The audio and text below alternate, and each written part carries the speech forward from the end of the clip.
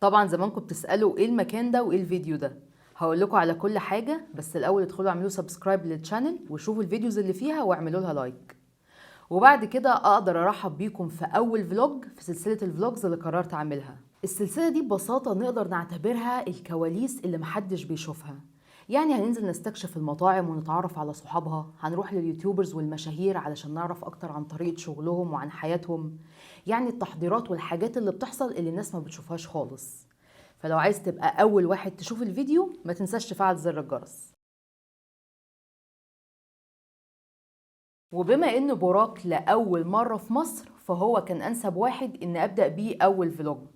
وبالمناسبة دي احنا عاملين مسابقة هنكسب فيها شخصين نعزمهم في مطعم بوراك، فكمل الفيديو عشان تعرف التفاصيل وهتلاقي شروط المسابقة في اخر الفيديو. خليني بقى احكي لكم تفاصيل اليوم ونفصص كده التجربة واحدة واحدة مع بعض.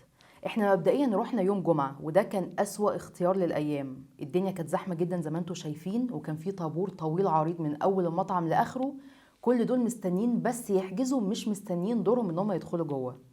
بعد بقى ما بتقف في الطابور الطويل ده بتدخل عند الراجل اللي واقف او الامن او اي حد اللي واقف بيحجز، بتكتب اسمك، وبعد كده بيدولك الجهاز الاسود ده علشان لو بعدت شويه تعرف ان دورك جه.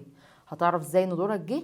لما الجهاز ده يزمر. اول لما بيزمر بتعرف ان انت وقتك جوه او ترابيزتك جوه فضيت اخيرا. احنا تقريبا وقفنا في اللاين عشان نحجز حوالي ربع ساعه، ووقفنا تلت ساعه تانية بعد ما حجزنا اسمنا، يعني توتال الوقت 35 دقيقه. بعد ما دخلنا زي ما انتم شايفين كده المطعم كان كومبليت، بس في نفس الوقت مفيش صوت عالي، مفيش حاجه هتضايقك. المكان فيه ألفة حلوه جدا، يعني مش هتحس ان انت قاعد ومتضايق من الدوشه. في اغاني بسيطه جدا شغاله برضو مش عاليه قوي، مش هتضايقك. المكان لاكجري جدا، بس في نفس الوقت مش هتحس ان انت في مكان غريب، هتحس ان في ألفة في المكان وتحس ان المكان ده مش غريب عليك، وفي نفس الوقت هو شكله حلو جدا. بعد ما بتقعد في طريقتين ان انت تطلب بيهم، يا اما تسكان الكيو ار كود، يا اما بيجي لك تابلت زي اللي قدامك ده في المنيو وبتختار منه الحاجه اللي انت عايز تطلبها. اما بالنسبه للاكل فزي ما انتم شايفين كده احنا بدانا بشوربه مشروم وبيتا، دي بتبقى زي بيتزا او فطيره بالجبنه. اما بالنسبه للطعم فدي حاجه مش هنقدر نتكلم فيها لان احنا مش فود بلوجرز بصراحه، احنا بس عايزين نوريكم الاكسبيرينس او التجربه نفسها شكلها عامل ازاي. دول تقريبا نزلوا لنا بعد 5 دقائق من وقت الطلب، وبعد كده المين ديشز نزلت لنا كمان 25 دقيقه. اما بالنسبه للمين ديشز فزي ما انتم شايفين كده احنا طلبنا حاجتين، كباب او هي اصلا كفته بس هم بيسموها كباب في تركيا تقريبا، وطاجن كرات اللحم اورما او ميت بولز اورما. ده عباره عن طاجن فيه لحمه او بطاطس بس هو تقيل شويه، يعني هتحس ريحه اللحم الضاني من قبل ما تاكله، ريحته قويه جدا. زي ما انتم شايفين طريقه التقديم تحفه وكل حاجه منظمه ونظيفه جدا، هتبقى حاسس ان انت بتاكل في مكان يعني جديد ومختلف، وهتحس الطعم مختلف. يعني انا اقدر اوعدك ان انت هتاكل حاجه ما اكلتش زيها قبل كده، وممكن نفس الاكل اللي احنا بناكله عادي بس النكهه نفسها او طعم الحاجه مختلفه.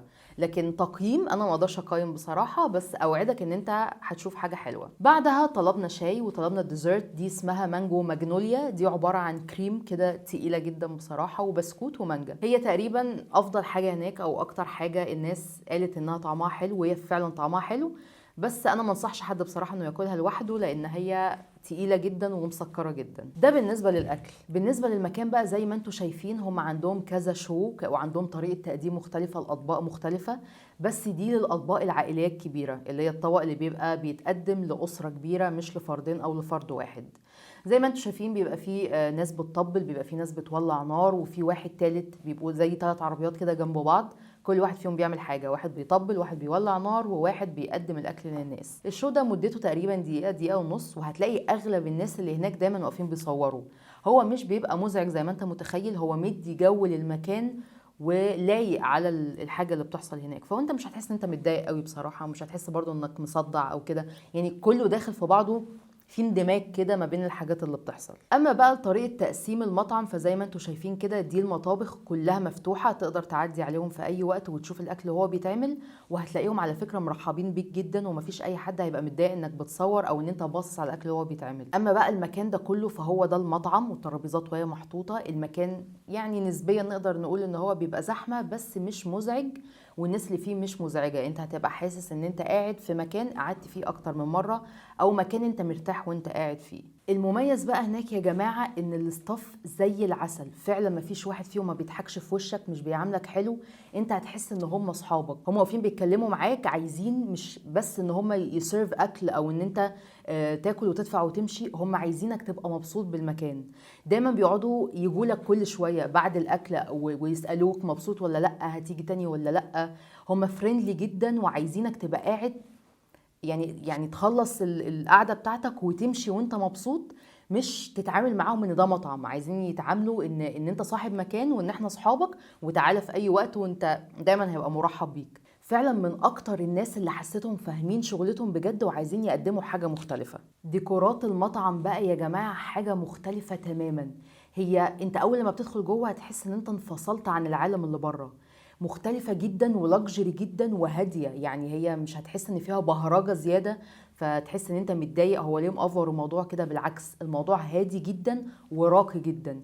نفس الكلام الإضاءة هادية ما بتوجعش العين، مش زيادة عن اللزوم، محطوطة في حتت معينة بس علشان تدي لك الجو الهادي وتليق مع رقي الديكورات اللي معمولة. خصوصا ان مساحة المكان نسبيا من بره ومن جوه تعتبر كبيرة وضخمة جدا، فهي بصراحة ما باظتش منهم، هم عرفوا يظبطوها جدا من ناحية الديكورات ومن ناحية الإضاءة. ودلوقتي انا هقول لكم رأيي زي ما هعمل في كل فلوج من خلال تجربتي انا، ايه الحاجات اللي تعملها وايه الحاجات اللي ما تعملهاش. اولا المكان ده ينفع جدا كديت، تروحوا انت ومراتك، تروحوا انت وخطيبتك، وممكن تبقى مره في العمر عادي جدا، مش لازم على طول. ده لو انت مش مقتدر، لو انت مقتدر بقى تقدر تروح مره او مرتين في الشهر عادي. الحاجه بقى اللي انصحك ما تعملهاش خالص انك ما تروحش ويك اند، لانك هتقف مده كبيره جدا وهناك هتبقى الدنيا زحمه لو انت مالكش قوي في الجو الزحمه وعايز يبقى المكان هادي، او تقعد في جو شاعري او جو ما فيهوش دوشه او كلام ناس كتير. ممكن تروح في نص الاسبوع بدري او ممكن تروح بالليل عادي جدا، انما ويك اندز الموضوع هيبقى صعب قوي.